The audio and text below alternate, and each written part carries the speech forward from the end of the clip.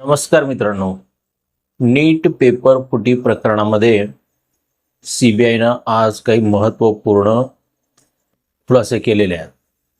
तर ते महत्त्वपूर्ण खुलासे काय आहेत तेच सविस्तर या व्हिडिओमध्ये आपण जाणून घेऊया. तर मित्रांनो, आपल्याला माहिती आहे 3 मे रोजी झालेला नीटचा जो पेपर आहे तो नीटचा पेपर भारत सरकारनं रद्द केलेला आहे आणि आता नवीन परीक्षा जी आहे ती 21 जून 2026 रोजी होणार आहे नीटची. तर या नीट पेपर फुटी प्रकरणाचं जे रॅकेट आहे हे रॅकेट अतिशय नियोजनबद्ध पद्धतीनं चालवलं गेलं.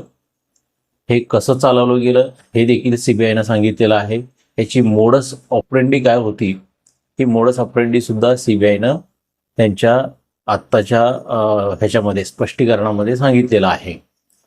तर मोडस ऑपरेंडी काय होती, तर लातूरच्या RCC क्लासचा संचालक शिवराज मोटेगावकर, या शिवराज मोटेगावकरनं केमिस्ट्रीचा तज्ज्ञ प्राध्यापक लातूरचा PV कुलकर्णी आणि पुण्यातली मनीषा मांढरे जी बायोलॉजीची विषयतज्ञ आहे, या दोघांची NTAच्या विषयतज्ञ या पॅनलवरती नियुक्ती करण्यासाठी आपलं वजन वापरलं. त्यांची नियुक्ती त्या विषयतज्ञ पॅनलवरती केली. आता हे दोघेजण विषयतज्ञ पॅनलवरती असल्यामुळे काय व्हायचं, तर पूर्ण पेपरचा ॲक्सेस जो होता तो पूर्ण पेपरचा ॲक्सेस त्या दोघांना मिळत होता. आणि हे काय करायचे, तर NTAच्याच ऑफिसमध्ये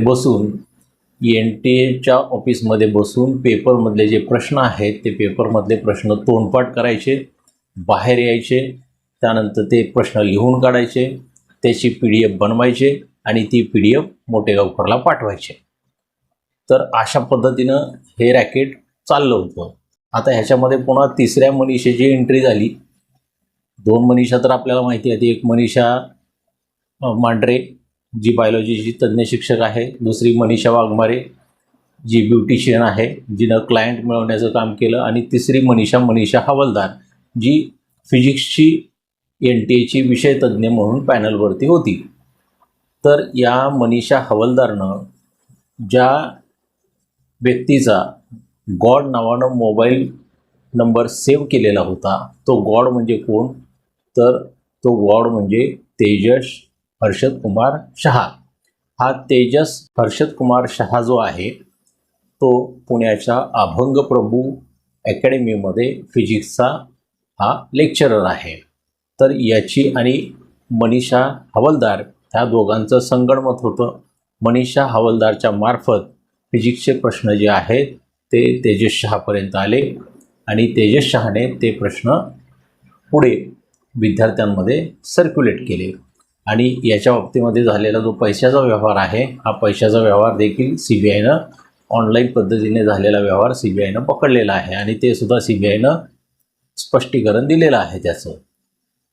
तर मित्रांनो, अशा पद्धतीनं हे सुनियोजित असं पेपर फुटीचं कांड होतं. याच्यामधला जो मास्टर माइंड आहे तो मास्टर माइंड कोण आहे, तर RCC क्लासचा संचालक शिवराज मोटेगावकर हा मास्टर माइंड आहे. त्याचबरोबर आता दुसरी एक बातमी आहे की सीबीआयनंच ह्याचं स्पष्टीकरण दिलेलं आहे. याच्यामधला जो पालक आहे, जो लातूरचा बालरोग तज्ज्ञ मनोज शिरुरे, या मनोज शिरुरेनं हा पेपर जो आहे हा पेपर घेतला होता.